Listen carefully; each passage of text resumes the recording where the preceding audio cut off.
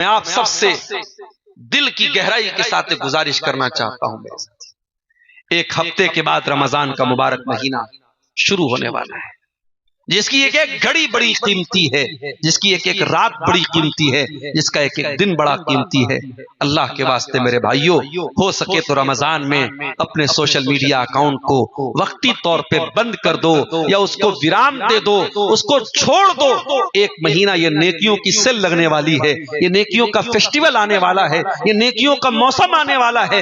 کم سے کم اس مبارک مہینے کے دن اور رات ریلز میں برباد مت کرنا میرے ساتھیوں۔ یہ ریلز حقیقت میں وہی لغو ہے جس کا قرآن میں اللہ تذکرہ کر رہا ہے، وَالَّذِينَ هُمْ عَنِ اللَّغْوِ مُعْرِضُونَ۔ میرے کامیاب بندے لغو چیزوں سے دور ہیں۔ کامیاب ہیں وہ لوگ جو لغو چیزوں سے، بیکار چیزوں سے، بے فائدہ چیزوں سے دور رہتے ہیں۔ آج کے دور میں کوئی پوچھے لغو کس کو بولتے ہیں، میں ایک لفظ میں کہوں گا موبائل کو کہتے ہیں۔ موبائل بہت کام کی چیز ہے، لیکن آج ہم اس کا استعمال کتنا کام کے لیے کر رہے ہیں ذرا آپ غور کیجیے۔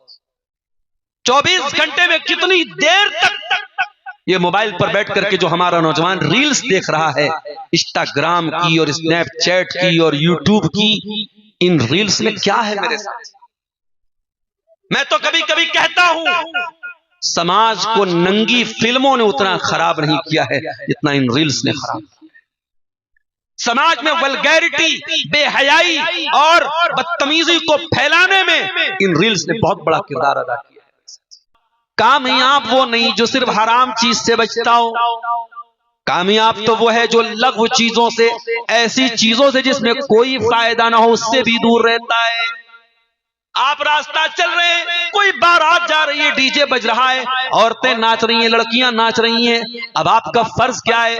آپ دو کام میں سے کوئی ایک کام کر سکتے ہیں، یا تو کھڑے ہو کر آپ بیٹھ کر کے وہاں پہ ناچ گانا دیکھنا شروع کر دیں، اور دوسرا راستہ یہ وَإِذَا مَرُّوا بِاللَّغْوِ مَرُّوا كِرَامًا۔ میرے کامیاب بندے وہ ہیں جو لغو چیزوں کے پاس سے گزرتے ہیں تو شرافت سے گزر جاتے ہیں۔ یہ دنیا ایسی ہی رہے گی میرے ساتھ۔ اس دنیا میں سب لوگ متقی نہیں بن جائیں گے، سب دیندار نہیں بن جائیں گے۔ یہاں زانیوں کے بیچ میں، یہاں شرابیوں کے بیچ میں، یہاں سور کھانے والوں کے بیچ میں، یہاں حرام کھانے والوں کے بیچ میں آپ کو زندگی گزارنا ہے اور اپنے دامن کو گناہوں سے بچانا ہے۔ یہی تقویٰ ہے میرے پیارے ساتھیوں۔ وَالَّذِينَ هُمْ عَنِ اللَّغْوِ مُعْرِضُونَ۔ کامیاب ہے اللہ کے وہ بندے جو لغو چیزوں سے دور رہتے ہیں۔ آج ہمارا نوجوان بیچارہ فیشن کے پیچھے دیوانہ ہے، بلیٹ گاڑی لے لی، پیچھے کسی خاتون کو بٹھا لیا۔ ہم لوگ کبھی کبھی کار سے جاتے، ابھی آج ہم لوگ آ رہے تھے بنارس سے، تو ہمارے سامنے غالباً امیز کوئی کار آتی ہے، امیز وہ جا رہی تھی، اور اس میں وہ اوپر روف ٹاپ تھا، اس میں سے دیکھا کہ دو محترمائیں بیچاری منڈی نکال کے جو ہے وہ پوری دنیا کو دکھا رہی کہ صاحب ہمارے پاس تو یہ والی گاڑی ہے۔ کیا تماشے چل رہے ہیں صاحب! ہمارے کچھ نوجوان بیچارے فیشن کے مارے اتنے دیوانے ہیں کہ کانوں میں وہ جو ہے کان بھی چھدوا لیتے ہیں، اس میں چھوٹی چھوٹی بالی بھی پہن لیتے ہیں، پھر گلے میں کوئی سونے کی یا چاندی کی لاکٹ بھی پہن لیتا ہے۔ اتنا کرتے ہو تو بھائی چوڑی اڑی بھی پہن لو، لپسٹک بھی لگا لو، مکمل بن جاؤ۔ فیشن کے پیچھے دیوانہ ہے ہمارا نوجوان۔ میرے نوجوانوں، کبھی موقع ملے تو صحابہ کرام کی سیرتوں کو بھی پڑھو۔ ایک مصعب ابن عمیر تھے، وہ بھی بڑے فیشنیبل نوجوان تھے، بڑا قیمتی کپڑا پہنتے تھے، ان کا کپڑا یمن سے آتا تھا، ان کا جوتا حضرموت سے آتا تھا، صبح کو کوئی اور خوشبو لگاتے تھے، شام کو کوئی اور خوشبو لگاتے تھے۔ مصعب بن عمیر ایمان لے آئے، نبی کا کلمہ پڑھ دیا، باپ نے گھر سے نکال دیا، ماں نے رشتہ توڑ دیا۔ مصعب بن عمیر آسمان سے زمین پہ آ گئے۔ کل تک مکے کا سب سے قیمتی کپڑا پہننے والا نوجوان آج مکہ کی گلیوں میں پیبند لگا پھٹا پرانا کپڑا پہن کے چل رہا ہے۔ صحابہ کرام مصعب بن عمیر کو دیکھ کر کہتے ہیں یہ وہی مصعب بن عمیر ہے جو مکہ کا سب سے خوبصورت اور باقا سجیلا نوجوان تھا، جس کے کپڑوں کی مثال دی جاتی تھی۔ آج اسلام لانے کے بدلے اس نے کیسی زندگی، اپنی عیش و آرام کی زندگی کو کیسے قربان کر دیا۔ اور وہی مصعب بن عمیر اللہ کے پیارے نبی کی طرف سے مدینہ پہنچتے ہیں، اللہ کے نبی اپنا سفیر بنا کے ان کو مدینہ بھیجتے ہیں، اور مصعب بن عمیر مدینہ جا کر کے اسلام کی تبلیغ میں اپنا سارا دماغ اور انرجی لگاتے ہیں، اور 1 سال کے اندر اتنی محنت کرتے ہیں مدینہ کے ہر گھر میں اسلام کا جھنڈا پہنچا دیتے ہیں۔ اور یہی مصعب بن عمیر جب جنگ احد میں شہید ہوتے ہیں میرے ساتھی، یہ لمبے تڑنگے تھے، باڈی بلڈر آدمی تھے، ان کا جب جنازہ آیا تو جو کفن کا کپڑا تھا وہ نارمل کپڑا تھا، وہ کپڑا جب ان کے سر کو ڈھانپا جاتا تھا تو پیر کھل جاتا تھا، پیر کو ڈھانپا جاتا تھا تو سر کھل جاتا تھا۔ اتنا بڑا کپڑا نہیں تھا جو پوری باڈی کو کور کر سکے، اور بڑے محدود کفن کے کپڑے تھے، کوئی ڈبل بھی نہیں تھا کہ ان کو ڈبل پہنا دیا جائے۔ اللہ کے نبی نے ان کے سر کو کفن کی چادر سے ڈھانپا اور پیر پر اذکر گھاس ڈال کے ان کو قبر میں اتارا۔ او لوگو، دنیا کے اعتبار سے دیکھو تو مصعب بن عمیر کی کل کی زندگی تو بڑی شاندار تھی، اور آج کی زندگی تو بڑی دردناک ہے۔ کل تو سب سے قیمتی کپڑا پہن کر کے مکہ کی گلیوں میں چلا کرتے تھے، آج تو کفن کا کپڑا بھی اتنا نصیب نہ ہو پایا جو پوری باڈی کو کور کر سکے۔ مگر مصعب بن عمیر نبی کے ان خوش نصیب صحابہ میں سے جن کو نبی نے جنت کی خوشخبریاں سنائی ہیں، جن کے لیے نبی نے دعائیں کی ہیں۔ میرے پیارے ساتھیوں، میرے نوجوان ساتھیوں، اب آپ غور کر لو کہ آپ کو کون سی کامیابی چاہیے۔ والذین هم عن اللغو معرضون، اے میرے بھائیوں، ہر اس چیز سے دور ہو جاؤ جو لغو ہے، جو بیکار ہے، جو آپ کے دین کے لیے نقصان دے، جو آپ کے دنیا کے لیے نقصان دے۔ بہت ساری چیزوں کا نام لینے کی ضرورت نہیں ہے۔ آج انٹرنیٹ اور موبائل کی وجہ سے ہمارے نوجوان بہت ساری ایسی چیزوں کے عادی ہو جاتے ہیں جو ان کو برباد کر رہی ہیں، ان کی جوانی کو برباد کر رہی ہیں، ان کے چہرے کی خوبصورتی کو برباد کر رہی ہیں، ان کی راتوں کی نیندوں کو برباد کر رہی ہیں۔ مت کرو میرے نوجوان، ان گندگیوں کو چھوڑ دو، ان ناپاکیوں کو چھوڑ دو، ان حرکتوں کو چھوڑ دو، اور والذین هم عن اللغو معرضون میں شامل ہو جاؤ کہ کامیاب ہیں وہ بندے جو لغو چیزوں سے اعراض کرتے۔ آج کل ایک نئی اور بلا چلی ہے، ہر چیز کو سوشل میڈیا پہ ڈالنا۔ اسنیپ چیٹ پر میں بعض نوجوانوں کو دیکھتا ہوں رات میں 2 بجے نکلے چائے پینے کے لیے، اور چائے کے کپ کے ساتھ فوٹو ڈال رہے ہیں، صاحب میں 2 بجے رات میں نوگڑ میں چائے پی رہا ہوں، میں باسی میں چائے پی رہا ہوں۔ اللہ کے واسطے تو پی، سارے زمانے کو تو دکھا رہا ہے۔ یہ اسنیپ چیٹ کا بلا وجہ استعمال، یہ ہر چیز کو اسٹیٹس پہ لگانے کا جو خمار ہے عورتوں کے اندر بھی۔ شوہر نے نیا کپڑا دے دیا، پہن کر کے فوٹو کھینچا کر کے اسٹیٹس لگا دیا، اور ماشاءاللہ بڑی تقوی والی تھی تو چہرہ نہیں دکھایا، چہرے پر بڑا سا اسٹار بنا دیا، ایموجی بنا دیا، تاکہ پردے کا بھرم بھی قائم رہ جائے اور دنیا کو پتہ لگ جائے کہ ان کے ہسبینڈ ان کو بہت مانتے ہیں، ان کے ہسبینڈ نے ان کو نیا فراق دلایا۔ یہ ہر چیز شیئر کرنے کی نہیں ہوتی ہے میرے ساتھ، کچھ پرائیویسی بھی رکھیے، کچھ چیزوں کو اپنے گھر تک محدود رکھیے، سوشل میڈیا میں مت ڈالیے، لغو چیزوں سے پرہیز کیجیے۔ اور آگے بڑھیے، چوتھی چیز والذین هم للزکاۃ فاعلون، اور کامیاب ہیں وہ بندے جو زکوٰۃ ادا کرتے ہیں۔ زکوٰۃ کیا ہے میرے ساتھ؟ اب یہاں اللہ نے زکوٰۃ کا لفظ استعمال کیا، زکوٰۃ کا 2 معنی علماء نے بتایا ہے۔ ایک زکوٰۃ کا معنی ہوتا ہے اپنے آپ کو پاک کرنا، اپنے اندر کی گندگیوں کو پاک کرنا، اپنا تزکیہ کرنا، اس کو بھی عربی میں زکوٰۃ۔ میرے پیارے ساتھیوں، چہرے پر تو آج بڑی محنت ہو رہی ہے، شریر پر تو بڑی محنت ہو رہی ہے، دل پر آج کوئی محنت نہیں ہو رہی ہے، جبکہ اللہ تعالیٰ دل کو ہی دیکھتا ہے۔ اللہ کے نبی اپنے سینے کی طرف اشارہ کر کے فرماتے ہیں التقویٰ ہا ہونا، التقویٰ ہا ہونا، میرے صحابہ تقویٰ یہاں پر ہے، دل میں تقویٰ ہے۔ اور اللہ کے نبی ایک دوسری حدیث میں کہتے ہیں ان اللہ لا ينظر الى صورکم واجسامکم ولکن ينظر الى قلوبکم واعمالکم، اللہ تعالیٰ تمہارے چہروں کو نہیں دیکھتا، اللہ تمہارے جسموں کو نہیں دیکھتا، اللہ تمہارے دلوں کو دیکھتا، اللہ تمہارے عملوں کو دیکھتا ہے۔ دل کو پاک کرو میرے بھائی، تزکیہ کرو دل کا، دل سے دنیا کی ناجائز محبت نکالو، دل سے خود غرضی نکالو، دل سے لالچ نکالو، دل سے کینہ نکالو۔ مسکرا کے ملتے ہو اور پیٹ پیچھے گالیاں دیتے ہو، سامنے سے مسکرا کے ملتے ہو اور دل میں کینہ چھپا کے پھرتے ہو۔ یہ کینہ لے کے کہاں جاؤ گے میرے ساتھی؟ یہ کینہ لے کے نہیں جا سکتے جنت میں۔ جنت میں جانا ہے تو دل کو کینے سے پاک کرنا پڑے گا۔ اسی لیے ابراہیم خلیل اللہ اللہ کی بارگاہ میں دعا کرتے ہیں وَلَا تُخْزِنِي يَوْمَ يُبْعَثُونَ يَوْمَ لَا يَنْفَعُ مَالٌ وَلَا بَنُونَ إِلَّا مَنْ أَتَى اللَّهَ بِقَلْبٍ سَلِيمٍ۔ اے اللہ مجھے قیامت کے دن تو رسوا نہ کرنا، مجھے قیامت کے دن تو ذلیل نہ کرنا، جس دن نہ مال کام آئے گا نہ اولاد کام آئے گی، قیامت کے دن وہی کامیاب ہوگا جو صاف ستھرا دل لے کر کے آئے گا۔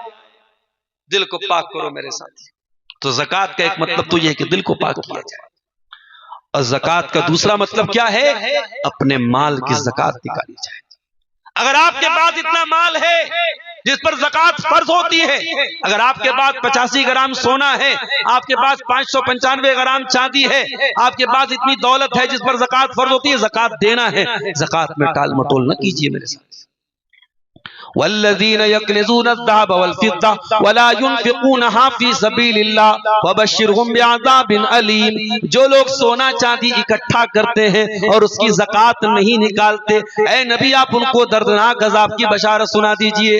یوم فبشرهم بعذاب علیم یوم یحمى علیہا فی نار جہنم فتقوی بہا جباہہم وجنوبہم وظہورہم۔ قیامت کے دن ان کے سونے چاندی کو جہنم کی آگ میں تپایا جائے گا، اور اس سے ان کی پیشانی کو داغا جائے گا، ان کے پہلو کو داغا جائے گا، ان کی پیٹھ کو داغا جائے گا، اور کہا جائے گا ھذا ما کنزتم لانفسکم فذوقوا ما کنتم تکنزون۔ زکوٰۃ ادا کرو میرے ساتھ۔ یہ آج ہندوستان کے مختلف مدارس جن میں آپ کا یہ ادارہ بھی شامل ہے، یہ ادارے آپ کی زکوٰۃ کی رقموں سے چلتے ہیں، یہ آپ کے صدقات و عطیات سے چلتے ہیں۔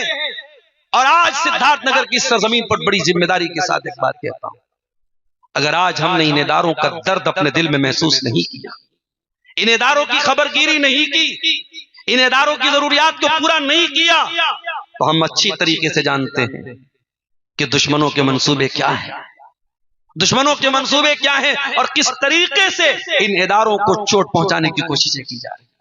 آپ بہت سمجھدار لوگ ہیں، بہت ساری چیزوں کو آپ سمجھتے ہیں، اور آپ محسوس کرتے ہیں کہ حالات کس رخ پر جا رہے ہیں میرے ساتھی۔ اس لیے اپنے مال کی صحیح زکوٰۃ نکالیں، زکوٰۃ میں چوری نہ کیجیے، اور زکوٰۃ کے بارے میں کبھی دل میں یہ مت لائیے یہ تو ٹیکس ہے۔ کچھ لوگوں کی زبان سے سنا کہ صاحب ہم تو گورنمنٹ آف انڈیا کو انکم ٹیکس دیتے ہیں، ہم تو جی ایس ٹی دیتے ہیں، تو ہم زکوٰۃ کیوں دیں؟ زکوٰۃ کوئی ٹیکس نہیں ہے میرے ساتھ۔ زکوٰۃ آپ کے مال میں اللہ تعالیٰ نے فرض کیا ہے، اور یہ زکوٰۃ آپ کے میل کچیل کو پاک کرتی ہے۔ خذ من اموالہم صدقۃ تطہرہم وتزکیہم بہا وصلی علیہم۔ اے نبی آپ لوگوں کے مال میں سے زکوٰۃ لے لیجئے، وصول کر لیجئے، یہ زکوٰۃ ان کے مال کو پاک کرے گی۔ زکوٰۃ کے سلسلے میں بڑی لاپرواہیاں ہمارے یہاں چل رہی ہیں۔ آج کل ایک چیز میں دیکھ رہا ہوں، زمین خریدی کسی نے، اور زمین اس مقصد کے ساتھ خریدی کہ زمین کا ریٹ بڑھے گا تو بیچ دے۔ مثال کے طور پہ یہ کٹیا کا علاقہ ہے، یہاں سے نوگڑھ قریب ہے، یہاں سے آپ کا مادیہ بازار قریب ہے، آپ نے مین روڈ پہ لبے روڈ آپ نے کوئی زمین خرید لی، اور آپ کی نیت کیا ہے؟ آج یہ زمین 10 لاکھ کی ہے، کل 20 لاکھ کی ہوگی تو ہم بیچ دیں گے، اور آپ اس کی زکوٰۃ نہیں دیتے۔ کیوں نہیں دیتے بھائی؟ اگر آپ نے زمین کو بیچنے کی نیت سے خریدا ہے تو آپ کا بزنس ایسٹ ہے، آپ کا مال تجارت ہے، اور اس پر زکوٰۃ ہر سال کی کرنٹ ویلو کے حساب سے آپ کو۔ ہاں اگر آپ نے زمین لیا ہے مکان بنانے کے لیے، بچوں کا مکان بنانے کے لیے، وہ الگ مسئلہ ہے، لیکن اگر آپ نے بیچنے کی نیت سے لیا ہے تو وہ مال تجارت ہے، اس کی زکوٰۃ دینا۔ کچھ لوگوں کو میں نے دیکھا کسی کو قرضہ دے دیا انہوں نے، اب سامنے والا قرضہ واپس دینے کے لائق نہیں، غریب ہو گیا، پریشان ہو گیا، تو لوگ کیا کرتے ہیں؟ اس کو اپنی زکوٰۃ میں سے مائنس کر لیتے ہیں۔ یہ بھی غلط طریقہ ہے، قرضہ دے کر کے زکوٰۃ میں سے مائنس نہیں کر سکتے آپ۔ ہاں اگر آپ نے کسی کو قرضہ دیا ہے اور دینے کے ٹائم آپ نے نیت کر لی کہ یہ آدمی بہت غریب ہے، اگر اس نے لوٹا دیا تو ٹھیک ہے، ورنہ میں اپنی زکوٰۃ میں اس کو مائنس کر لوں گا، تب آپ کریں گے۔ آپ کسی کو کاروباری قرضہ دیں، نارمل قرضہ دیں، اور بعد میں زکوٰۃ میں مائنس کر لیں، یہ ٹھیک نہیں ہے۔ بعض لوگ اس لیے زکوٰۃ نہیں دیتے، کہتے صاحب ہم بڑے قرض دار ہیں۔ تو یہ 5ویں چیز ہے میرے ساتھیو، والذین هم للزکاۃ فاعلون۔ اللہ کے کامیاب بندے وہ ہیں جو زکوٰۃ ادا کرتے، اور زکوٰۃ اگر کوئی انکار کر دے کوئی مانے ہی نہ زکات کو تو کافر ہو جائے گا. اور حضرت ابوبکر صدیق نے ایسے لوگوں کے خلاف جنگ کیا ہے جو زکات کا انکار کرنے والے تھے، جو مانے ہی نہیں زکات. رمضان کا مہینہ آنے والا ہے، اس مبارک مہینے میں تراویح کی نماز بھی پڑھائی جائے گی. کوشش کیجئے کہ پورے مہینے آپ تراویح کی نماز پڑھیں. اور یہ بات یاد رکھیے، عام دنوں میں تو تہجد کی نماز آپ اکیلے پڑھیں وہ زیادہ افضل ہے، مگر رمضان میں تراویح کی نماز امام کے ساتھ پڑھنا زیادہ افضل ہے. پوری رات آپ کو قیام کرنے کا ثواب انشاءاللہ ملے گا. نماز کی حفاظت کیجئے میرے پیارے ساتھیوں. اور جس نبی کا ہم کلمہ پڑھتے ہیں اس نبی کی سیرت ہمیں یہی بتاتی ہے کہ نبی کے دل کا چین اور نبی کے دل کا قرار نماز تھی. نبی نے آخری ٹائم بھی اگر امت کو وصیت کی ہے تو نماز کی ہے. آج ہر گاؤں میں 3-3 4-4 مسجدیں ہیں. مسجد تو بنا لی شب بھر میں ایمان کی حرارت والوں نے. من اپنا پرانا پاپی تھا، برسوں میں نمازی بن نہ سکا. کوشش کیجئے میرے بھائیوں کہ آپ آج سے نماز کی شروعات کیجئے. اور جب نماز کی شروعات کیجئے تو ایسی شروعات کیجئے کہ کچھ بھی ہو جائے نماز نہ چھوٹے. نماز کو زندگی کا ایک انگ بنا لیا جائے. والذین هم علی صلواتہم یحافظون. کامیاب بندوں کی 8ویں پہچان ہے وہ نماز کی حفاظت کرتے ہیں. اور یہ 8 چیزیں اگر پیدا ہو جائیں تو اللہ کا وعدہ ہے اولئک هم الوارثون الذین یرثون الفردوس هم فیہا خالدون. یہ 8 چیزیں جس کے اندر پیدا ہو جائیں وہ جنت الفردوس کا وارث بنے گا. اللہ نے وارث کہا ہے. وارث کیوں کہا ہے؟ کیونکہ وراثت ایک ایسا حق ہے اس کو دنیا کی کوئی طاقت کاٹ نہیں سکتی ہے. بیٹا باپ کا وارث ہے تو ہے، باپ بیٹے کا وارث ہے تو ہے، بھائی اپنے بیوی شوہر اپنی بیوی کا وارث ہے تو ہے. وراثت میں جس کا جو حصہ بنتا ہے اس کو دنیا کی کوئی طاقت کاٹ نہیں سکتی ہے. اللہ نے یہاں وراثت کا لفظ استعمال کیا.